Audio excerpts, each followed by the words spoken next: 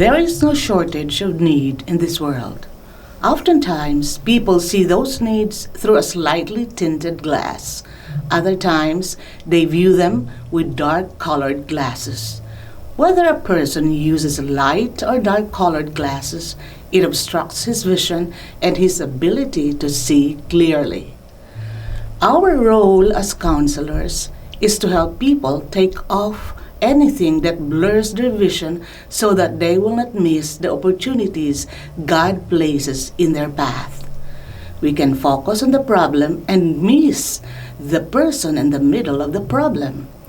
Biblical ministry certainly includes problem solving, but it must be person focused. God's work of change certainly involves changes in situations and relationships, but it has radical personal transformation as its core goal. Beneath this are deeper heart struggles that are God's focus. We should resist the tendency to be entirely problem focused in counseling. We have a problem focused as we listen to people. We will be hunting for problems and we are completely missing the heart struggles of the person with the problem. Commonly, we ask, what are the problems in this person's life? Instead, ask, what is this person struggling with in the midst of the situation? When we speak to people's real struggles, they respond, this person has heard me. This person understands me. I want more of this kind of help. Focus on the person in the middle of the problem. Train yourselves for 4 things that will show you where the person is struggling. Let the person know that you have heard her struggle. Let her know that what your focus is on her as a person, not just the issues she is facing. Let the people know that God is there and that He understands the struggle. Let us consider the 4 elements of a redemptive relationship between the counselor and the counselee. Number 1, enter the person's world. An entry gate is a particular person's experience of the situation, problem, or relationship. People will tell you how they are struggling, and their struggles will give you a common ground with them and a door of opportunity into a deeper level of ministry. Number 2, incarnate the love of Christ. As Christ's ambassador, it is not just what we say that God uses to encourage change in people. It is also who we are and what we do. We are not just God's mouthpieces, we are His evidence.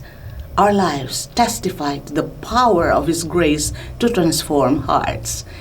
It is seen in the way we display the love of God has shown to us. 3, identify with suffering. In a fallen world populated by sinners, we should not be surprised. Our suffering ranges from the temporary wounds of someone's thoughtlessness to horrible experiences of mistreatment and abuse. We are all suffering sinners. It is the thing we share with everyone we meet. As such, it is a common ground for personal ministry. We refuse to condemn, but we also refuse to condone. We accept people with grace that empowers us for God's work of heart change. Anything less cheapens His grace and denies the gravity of our need. Number 4, accept with agenda. As we seek to minister by entering into people's struggle, we look for ways to incarnate the presence and character of Christ. We come alongside people as brothers and sisters in the same family, going through the same process. Finally, we offer others the same acceptance we have received from the Lord. It is grace that cannot be earned, but that always calls us to work.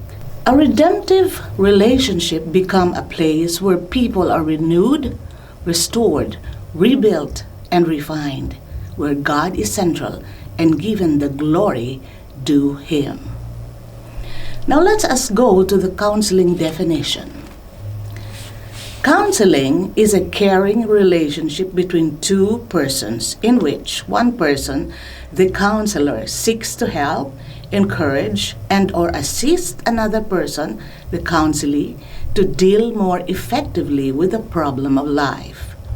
Counseling is a special kind of helping relationship. It follows from an agreement between two people to enter into a relationship whereby the counselor applies special skills to assist the other in the resolution of a personal or interpersonal problem. Counseling is also helping people identify, acknowledge, and help their problem. The concept of lay counseling is often misinterpreted. Most people are familiar with the concept of counseling. A client meets with a licensed professional to discuss a variety of topics to seek advice or guidance. The American Counseling Association defines counseling as a professional relationship that empowers diverse individuals, families, and groups to accomplish mental health, wellness, education, and career goals. So what exactly is lay counseling and how does it differ? The words laity and layperson are derived from the Greek word laikos, meaning of the people, and is commonly used in the church to describe non-ordained congregants. Therefore, lay counselors are not required by the state to be licensed and are generally non-clergy members of the church that have been trained by a group of licensed clinical professionals. Lay counselors are people who have spiritual calling to care for others and volunteer their time to provide their services under the guidance of their local church body. Like licensed counselors, they typically meet for an hour in the counseling office on a regular basis. They maintain strict confidentiality with their clients, they keep notes and files on their cases, and they regularly receive supervision from licensed counselors. There are millions of people that need care, and lay counselors can become that trusted resource people are looking for in their lives. Who should go through lay counselor trainings? Throughout the Bible, we see that all believers are instructed to care for one another. Let each one of you look not only to his own interest, but also to the interest of others, as in Philippians 2:4. But if anyone has the world's goods and sees his brother in needs, yet closes his heart against him, how does God's love abide in him? Little children, let us not love in word or talk, but in deed and in truth. 1 John 3:17-18. Now let us not grow weary of doing good, for in due season we will reap if we do not give up. So then, as we have opportunity, let us do good to everyone, and especially to those who are of the household of faith. Galatians 6:9-10. Bear one another's burden, and so fulfill the law of Christ. Galatians 6:2. What good is it, my brothers, if someone says he has faith but does not have works? Can that faith save him? If a brother or sister is poorly clothed and lacking in daily food, and one of you says to them, "Go in peace, be warmed and filled," without giving them the things they needed for the body, what good is that? So also faith by itself, if it does not have works, is dead. James 2:14-17. The king will answer and say to them, "Truly I say to you, to the extent that you did it to one of these brothers of mine, even the least of them, you did it to me." Matthew 25:40. However, lay counseling training is beneficial to a variety of groups within the local church and have a specific calling to caring for others. Those aspiring to become lay counselors in the most traditional sense, a volunteer counselor meeting with a client in a safe, confidential environment, pastors or church staff looking for ongoing practical counseling training to help them care for their congregation. Volunteer church leaders who work closely with people and may have to navigate situations with diligent care, like small group leaders, home group leaders, Bible study teacher, youth group volunteers, parents, prayer teams, and so on. To implement a lay counseling program within the local church, any leader in the church can benefit from the fundamentals of lay counseling, and as they learn biblical wisdom and practical techniques for the caring of others effectively. The content is geared towards those who are looking to strengthen their ability to biblically counsel, mentor, and or disciple others, whether in formal settings, leading a small group, or just meeting one-on-one with others. Now, what is the goal of counseling? The goal of counseling is build such a strong relationship between counselors and counselee that there is space for growth and exploration on both accounts. By building an empathetic, non-judgmental, and accepting space, the counselee will be able to open up and share their deepest pain, fears, hurts, and ideas. For many, this will be the first and only space where they can truly be themselves and share what they feel. This is an incredible, powerful space where, in many instances, for the first time, the counselee can hear if they are normal or if others also go through similar hardships. By sharing and trusting the counselor, the counselee builds and expands his space where the counselor can then explore and discover what the counselee actually feels, believes, and fears.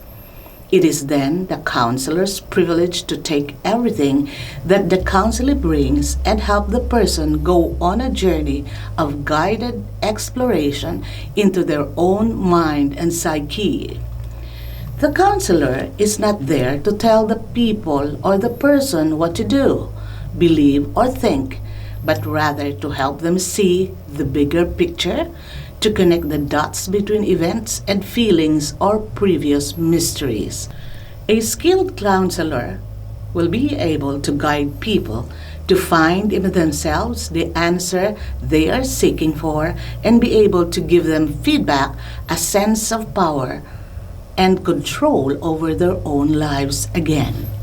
The counselor is only a small part of the person's life journey, and therefore the aim of this process should always be to share skills, discover resources, and empower the person to live and interact with the world more effectively. The topics or problems that are discussed are completely up to the person. The counselor will discover and explore what the person brings to the table and then propose a plan to deal with each topic in such a way that a resolution would be reached within a couple of sessions. In counseling, the goal is never to build a crutch-like relationship where the person cannot function without a counselor. Many people see the professional psychological world as a tiered mountain with a psychiatrist at the top, then psychologists, and at the base, the counselors. In some cases, according to education and hourly fee, this picture could be accurate, but in the real world, this is a fallacy. All three of these professions have a specific goal, target people, and problem they deal with. Psychiatrists are the only psychological professionals that can prescribe medication. They can diagnose a person who presents with disorders and assist the patient to be able to function normal again. Psychologists can diagnose clients with psychological disorders and focus on treatments and therapies to heal or help the client function in everyday life again. They can assist any person who approaches them. Counselors are able to help any person with a wide array of problems. Counselors cannot diagnose a person with a disorder but can assist a person who has already been diagnosed with skills and strategies to cope with their everyday life.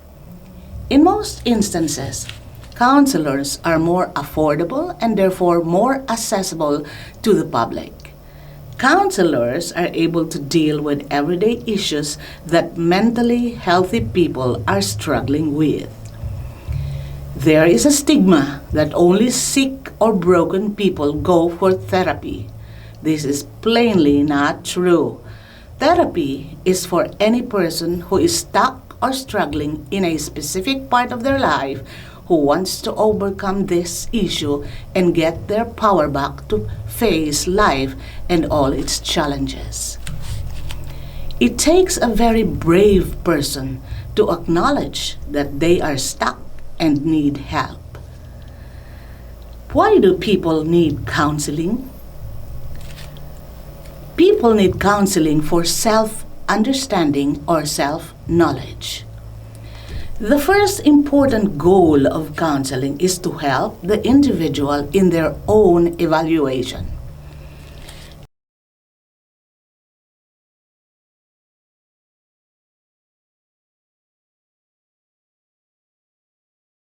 Counseling is in a way similar to the flame, the use of which helps a person to recognize his inner and external form. Various methods of counseling are used for self-knowledge and evaluation of the person, such as non-directive counseling, counseling interviews. These different types of methods help a person to become aware of the true nature of himself. Counseling is helpful in making the person aware of his true self-knowledge, by which the success of the process of enlightenment is evaluated. Counseling is a supportive process which is not to change the person, but to enable him to use the sources he has to help him handle all the problems he faces in his life. 2. Self-acceptance. Self-acceptance refers to accepting one's own personality or image. There are many people who are unable to form a proper view of themselves and cannot take any decision. In whatever form other people accept such people, they begin to accept them as their real nature. Under self-acceptance, a person should also keep in mind his own shortcomings and limitations in the formulation and evaluation of himself. On the basis of knowledge of one's own nature, one can easily set the goals of life and can also achieve success in achieving the goals. In the absence of knowledge about strengths and limitation about himself, a person may develop an inappropriate perception about himself, and he may also face disappointment, frustration, and failure in the future. Counseling helps a person to accept the true and real nature of himself and provides a strong foundation for the development and progress of the person. Social cohesion is the third. Being helpful in the social life of an individual is also considered to be another important goal of counseling. The emergence of various problems in our life is also due to not being able to make proper adjustments with society. In order to understand social life and behavior and to work in accordance with socially accepted behavior, one has to abandon the limits of one's own personal limitations. A person can do this only if he is generous, tolerant, and with the qualities of making friends. Through counseling, a person is free from his narrow thoughts. Additionally, counseling is also helpful in adjusting the person's social life. Helping the individual in achieving social harmony is considered to be the ultimate goal of counseling. 4. Learning and behavior change. Another goal of counseling is to assist people in experiencing changes in their behavior, which is their responses to stimuli from the environment. Behavior change does not only mean stopping a bad habit. There are 3 dimensions to change of behavior. There are increasing an existing desired behavior, reducing an existing undesired behavior, and learning a new desired behavior. These behavior changes also cut across different areas of the client's life. Many of the issues people face in their lives will be resolved if their behavior changes even just a little. These changes are usually possible if both parties are open to help and ready to change. 5. Self-actualization is the ability to make decisions, just one of the several potential a person has that need to be stirred up. Another aim of guidance and counseling is to get counselee to a position where they begin to see their abilities, personalities, passion, emotion, intellect, and so on in the best possible way in designing and living a satisfying life. In simple words, to be self-actualized means to get to a point where you are fully satisfied with who you are and all that you are doing with your life. If the counselee consistently continues to maximize their potential in every area, they are self-actualized. 6. Support. When people are facing difficult situations like depression, anxiety, a failing marriage, grief or loss, infertility, sexual addiction, substance abuse, domestic violence, family discord, broken relationships, job loss, sickness, child rearing, and other challenges and crises, they need a network of support from both clinical professionals, the church, and the broader community. A lay counselor program plays an integral role in the weaving together the comprehensive support system and providing a space for people to bear one another's burden in a loving biblical way. 7. Spiritual wholeness. Spiritual wholeness means that our spiritual self is complete and whole, nothing is broken or damaged. In Christ, that is our reality in the spirit realm. What does the Bible say about spiritual wholeness? You must realize that nothing and no one except God has the power to complete you as a person. Psalm 23:26 reads, "My flesh and my heart may fail, but God is the strength of my heart and my portion forevermore." God is our portion. He is the part of our whole. We are not complete without Him. We need to know the characteristics of a counselor.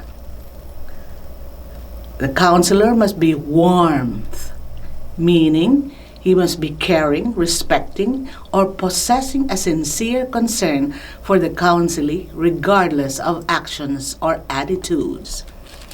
Genuinely care about the happiness and well-being of the counselee. Counselors must also possess genuineness, for real and open, sincere person who avoids phoniness or the playing of some superior role.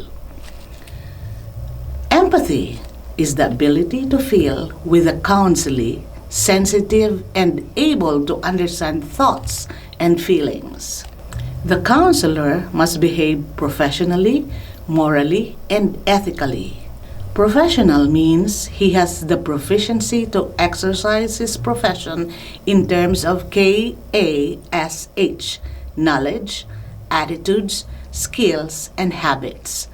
Morally means he is a God-loving person who decides and behaves according to the divine will of God.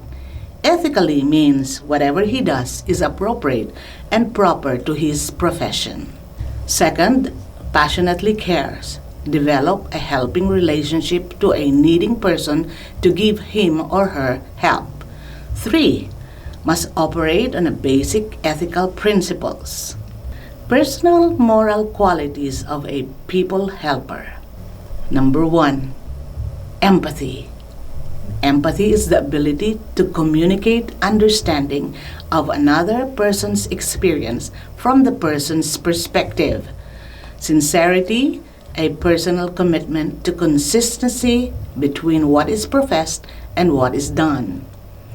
Integrity, commitment to being moral in dealing with others, personal straightforwardness, honest, and coherence.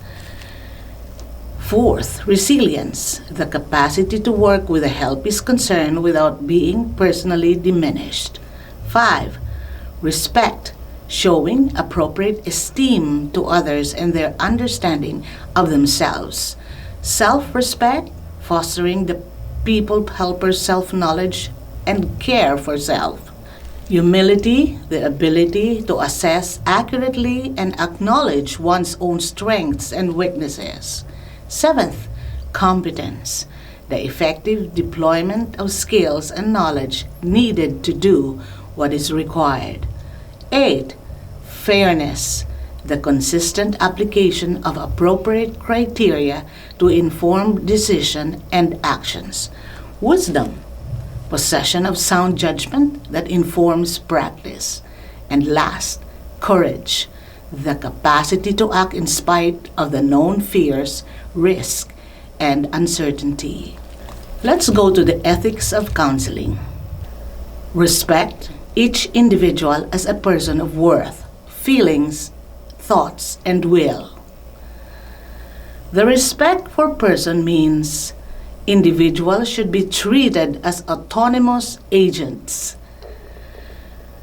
Persons with diminished autonomy are entitled to protection. The principle of respect for a person is divided into two separate moral requirements.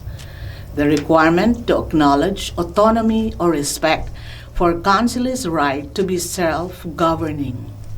The requirement to protect those with diminished autonomy. Seek what is best for the counsel's welfare and do not manipulate or meddle in the counsel's life. Beneficence is the obligation, acts of kindness or charity. There are two general rules as complementary expressions of beneficent actions. Do not harm, maximize the possible benefits, and minimize the possible harms. Justice means equals ought to be treated equally, and fairness in distribution and what is deserved. Model to live, act, and counsel in accordance with scriptural principles. Next, fulfill responsibilities and duties faithfully and competently. Keep information confidential. Refrain from giving medical or legal advice or other services for which you are not trained nor qualified. Consult qualified or trained service providers on difficult ethical decisions. Now let's go to the counseling process, and I want you to remember these 3 stages of the counseling process because these are very important. Number 1, the encounter stage. This is the stage where you build rapport, joining, and boundary setting. This is also the stage where you explore the help's problems, evaluate the help's problem, or assess the problem, and achieve a mutually agreeable focus for counseling. The second stage is the engagement stage. The engagement stage covers exploring the thoughts, feelings, and behaviors of the helpee, identifying resources for coping or change. This engagement stage, this is evaluating the process and assessing remaining concerns, also arranging a referral if needed, and third, terminating counseling. Setting up the session. This is when you decide on the place, time, and the day of the week. Decide what you are going to learn by listening. Daniel Webster once said that by listening to intelligent men, he had learned more and more than from reading books. Listening is not only one of the best ways of learning new information and ideas, but it is also one of the best ways of learning about people, those to whom you listen.